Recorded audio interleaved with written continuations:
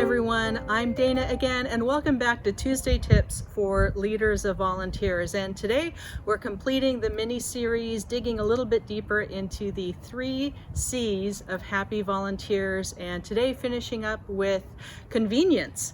And convenience, I like to think of the 3 T words that go with the C word of convenience as time, transportation, and technology. Now, time we think about a lot as leaders of volunteers, but for convenience, think about it not only as what is the time frame of the shift or the task, whether it's 5 minutes or 5 hours or 5 days or 5 months of a project that a volunteer is doing for us, but also what time is it, and is that time flexible? Now, it isn't always possible, depending on the work that your agency is doing, to change or have a lot of flexibility in the shifts or the times that volunteers need to be somewhere, especially if it's client facing or it's dependent on like a food delivery or some other factor.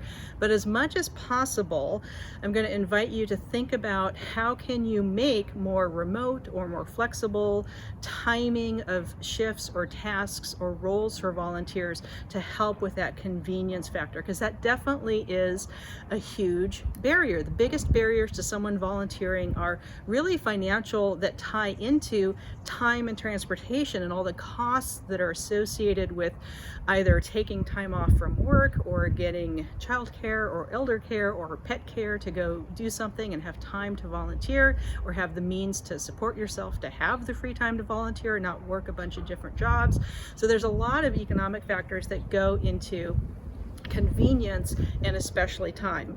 The other one, transportation, really comes down to, does someone have to be there in person? And that's fine if that's true. If they have to be there in person, is the location where they're volunteering near public transit? Is it walkable? Is it bikeable? Or does it require a car? If something requires a car or has an expensive parking that isn't covered by the agency, or has, gasoline expense, mileage, that's again going to be a financial barrier to someone giving their time and talent to your agency if they can't afford it economically.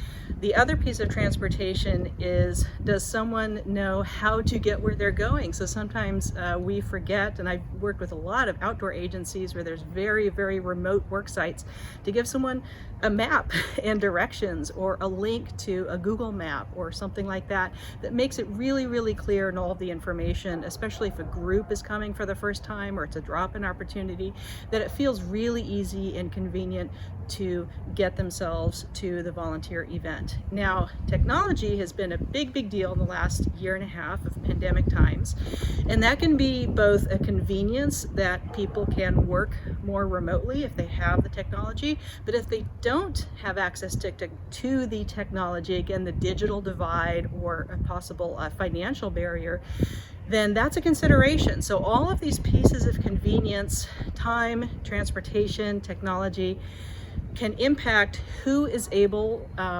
to have access to your volunteering, who can find out about it, and who can do it comfortably at their convenience. So I hope you've enjoyed this conclusion to the 3-part Tuesday Tips, digging in a little bit deeper to the 3 C's of happy volunteers. Check out the little videos on comfort and connection as well, and we'll see you next time.